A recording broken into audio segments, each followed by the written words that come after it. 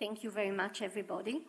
I give such talks sometimes, and a couple of weeks ago, a 93-year-old guy came to me and said, well, you spoke about what we shouldn't eat.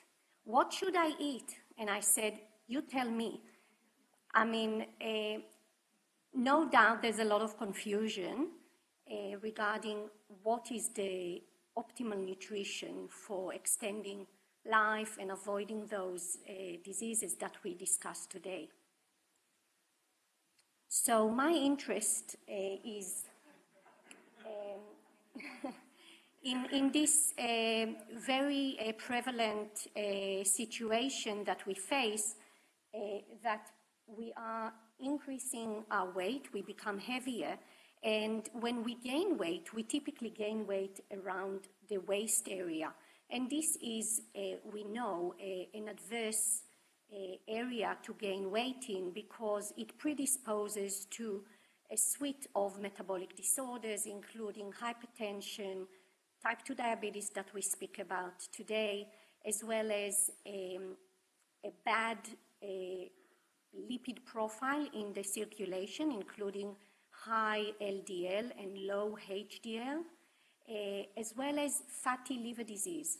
So all of those associate with increasing your waist circumference.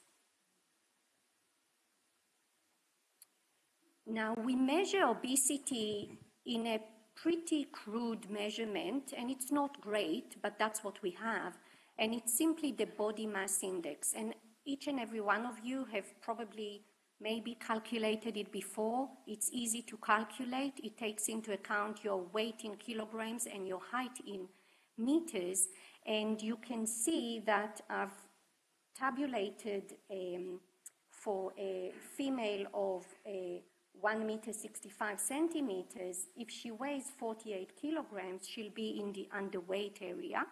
And then if you increment her weight by 7 to 10 kilograms, you move from one category to the other, where normal weight would be people with a BMI of 18.5 to 24.9, and then we go to overweight, and this lady already weighs 65 kilograms.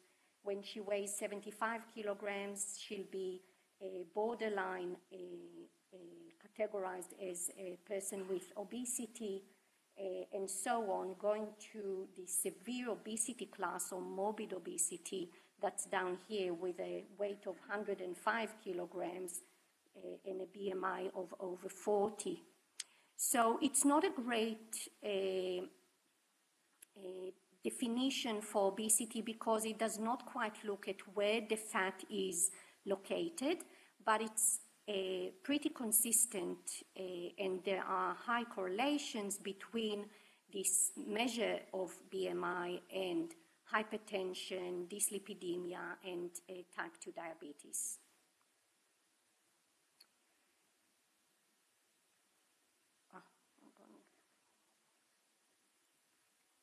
Okay, these are the figures of the obesity rate in Australia, and similar to the figure that Mark showed for the world diabetes, this is what happens with overweight and obesity in Australia.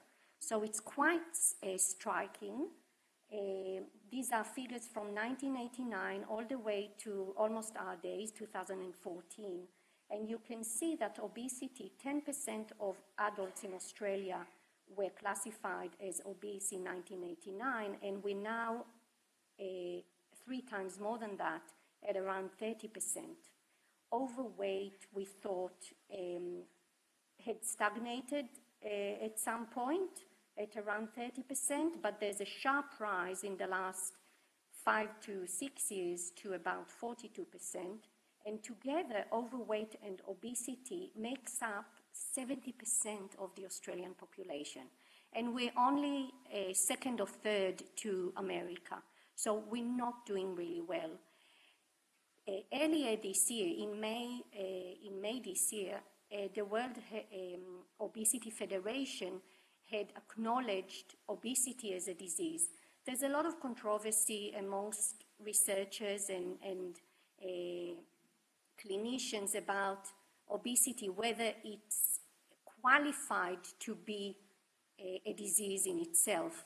But there's no doubt that obesity predisposes to many diseases, including, as you heard before, cardiovascular disease and some types of cancer, as you just heard. So I don't know if obesity is a disease per se or a disease process, but if we get more attention by it being recognized as a disease, then that's a good enough reason. If we get more attention and more funding to research the disease and to research ways in which we can prevent the effects of obesity, because obesity is here to stay.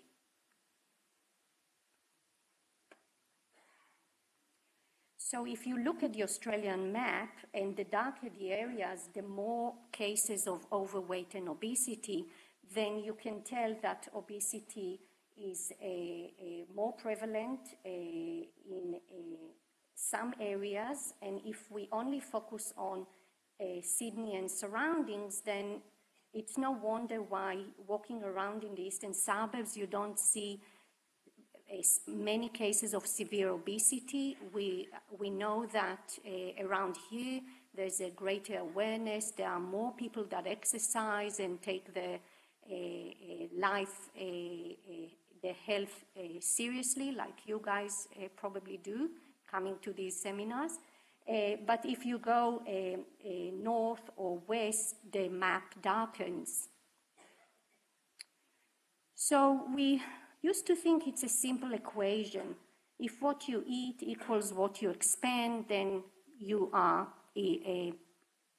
having a stable weight. And we know of people that weigh in the 60s the same as they weighed in their 20s. These are the lucky ones, and they probably have a very good genetic makeup. And if what you eat comes what you expend, then you gain weight.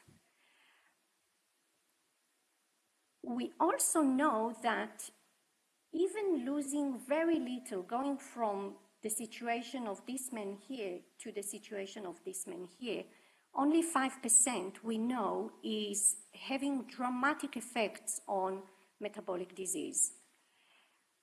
So I know that for many, many years, we dietitians as well as clinicians, we've all encouraged people lose weight, exercise and lose weight. The problem was that as a dietitian, I can say we did really well with helping people shed these kilograms. However, the problem was that it was not maintained in the long run. And around 95% of people do not maintain the lower, healthier weight and regain their weight within a year to 5 years.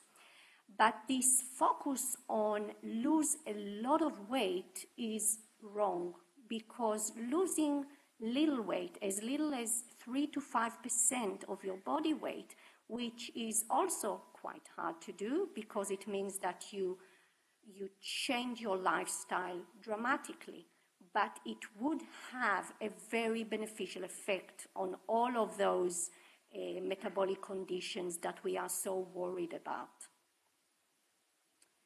So from the early years of the 20th century, the US, as well as Australia and Western societies, released dietary guidelines. And the dietary guidelines were meant to tell us what we should be eating to maintain our health.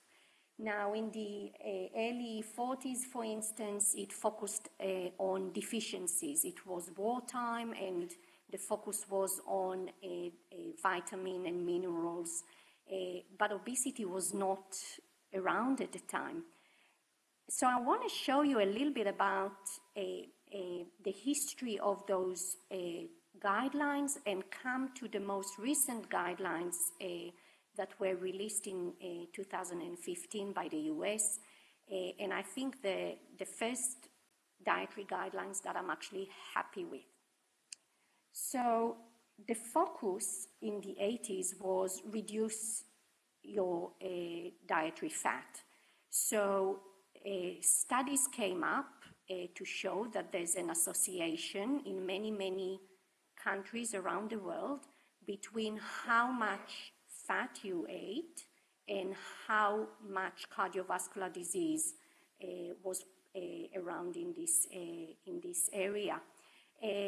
And those studies drove these nutritional recommendations to say reduce your fat intake, but we know that these studies are wrong now. And then in the early 90s, it was the focus was on grain products, including processed food, at the base of a pyramid. So the pyramid may be familiar to some of you, and the base of the pyramid is the food groups that we should consume the most, and you go up and you can see the vegetables and the fruits. They're only on the second story here, and then you have the meat products and the dairy products, and here at the top you have the fats and the oils and the sweets all together. This is really wrong, knowing all that we know now. But at the base of the pyramid, rather than having the vegetables here, we have the grains, the bread, etc. And then in 2005, again, the focus was on dietary fat, limited to 20 to 35% of your daily intake. And in Western society, here in Australia, we eat around 40% of our diet is coming from fat, 35 to 40%. But the focus was never on what type of fat. It was fat in general, and fat was the evil that we should avoid. And what happened after was the industry created all those food products where fat is really reduced to even non-existent, but those foods were really, really sweet. They were full of sugar, and we did not see any reduction in obesity with consumption of these foods, or any reduction in any of the disease. On the contrary, the disease rate, the type 2 diabetes, the obesity, they all raised, and people came to the clinic and told me, well, I'm having zero fat in my diet. Like, I'm not having any fat. And yet, disease prevalence, metabolic disease prevalence is on the rise. Now, a lot of it comes from the fact that a gram of carbohydrate and a gram of protein would give you 4 kilocalories, whereas a gram of fat would produce 9 kilocalories. So people thought, as simple as that, we gain weight because we eat a lot of fat, but I've never met a person who gained weight because they're eating a lot of olive oil or a lot of avocado. So we all know, if we are honest with ourselves, that we don't gain weight simply from having fat. We mostly gain weight because we have a lot of sugar and carbohydrates in our diet. So the major changes in February 2015 were introduced by the Guidelines Advisory Committee. And they were, to me, they were really, really, really exciting. So I remember the day I read them, and I was really happy with what I saw. So it was elimination of dietary cholesterol as a nutrient of concern whatsoever. And how many of you in your life went to the doctor and he said, forget about eggs? I'm sure many. So I remember trying to convince people to eat eggs as a young dietitian. It was like telling them to eat something toxic. No, the doctor said I shouldn't be eating eggs. It has cholesterol. Well, yes, it does, but we know that cholesterol in the food does not raise cholesterol in our bloodstream. So that's a fact. So eggs are in, we're happy. Also, there was no recommendation for an upper limit for fat in the diet. Of course, there was a focus about optimizing the fat. So if you tell me you want to have an avocado a day or even 2 avocados a day and olive oil in every meal, well, that's great. So why limit the fat? They're not all the same. And consumption of low-fat, non-fat products with high amounts of refined grains and added sugar, they should be simply out. There was, and this is just a summary, there was a special approach presented towards obesity, and it was obesity prevention, healthful food-based dietary patterns. But it was quite vague about what's a healthy dietary pattern. What is it? So it created, again, some confusion in the public. But generally speaking, they said more vegetable, fruit, whole grains, seafood, legumes, and dairy products, and less meats, sugar-sweetened foods and drinks, and refined sugar-sweetened foods and drinks, and refined grains. And then, so that was in February, and 10 months later came out the dietary guidelines for Americans, 2015 to 2020. And sadly, or disappointingly, they've lost some of the recommendations coming from the advisory committee. And the reason is simply political. We know the tobacco industry, we know the lobbyists, we know that the food industry is really, really strong. So lots of agricultural groups unhappy with some of the recommendations were having some influence on the final product. But us people who, this is our profession, we actually go to the advisory guidelines, the advisory committee guidelines, rather than the final product. So I decided to bring to you one dietary pattern that is healthy and has been shown to be healthy over many, many years. And many large cohort studies have shown that the Mediterranean diet is very healthy for you. And we know that Mediterranean countries have far less obesity than what we have here in Australia or in the US. So what's the secret to the Mediterranean diet? So they eat primarily plant-based foods such as fruits and vegetables, whole grains, legumes, and nuts. Replace butter with healthy fats such as olive oil and canola oil. And I personally don't have a big problem with butter when it's eaten in moderation, and I prefer butter far more to margarine. And they use herbs and spices instead of salt to flavor foods. And this is a great idea because we don't want to eat our food plain. And many of you had gone to the doctor and he had told you, or she, that you should refrain from salt as much as possible, but then the food becomes bland. So there are solutions to that if you're willing to give a go to the many herbs of the Mediterranean kitchen. Also, in Mediterranean countries, they don't eat meat every day. They eat a lot of fish, at least twice a week. And also there's all those social impacts that we know of, like eating together with the family and drinking red wine and getting the plenty of exercise that Mark had mentioned. So if you need a hint to a healthy dietary pattern, then your reference should be the Mediterranean diet.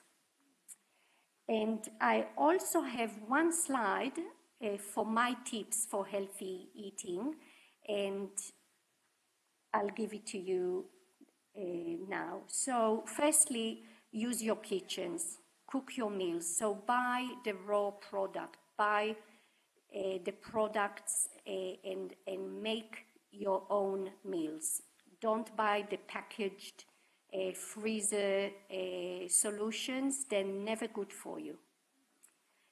Now, my second one is adopted from a very wise lady who sits here in the audience, whom I'm really thankful to. And this is how to avoid processed foods. So try avoiding the middle aisles in the supermarket. I don't know if you ever came to this, conclusion too, but if you go into a supermarket and you only go the periphery, then you'll be consuming the fresh produce, the fruits, the vegetables, the dairy, the meat, the fish. But if you've gone to the middle aisles, then you have the sweet drinks and the packaged foods and all these foods where you are looking for the label. Is it good for me? Is it not good for me? If it has a label, it's probably not for you unless it's dairy. This is my conclusion. And I should say that if you did catch me in the middle aisles, I'm there for dark chocolate or olive oil. Drink a lot of water, forget about sweet drinks, forget about sugary drinks, they're never good for you. And try to avoid the artificially sweetened drinks as well, because we know that these artificial sweeteners are not nice to our gut microbiota. And we respect our gut microbiota because it protects our health. So there are studies coming out showing that a lot of those ingredients in those processed foods, including the emulsifiers, are not kind to the gut microbiota. And if we're not kind to the gut microbiota, then we shouldn't be surprised that we face a disease like type 2 diabetes and obesity. And add lots of greens and vegetables to your diet whenever possible. So that's it from me.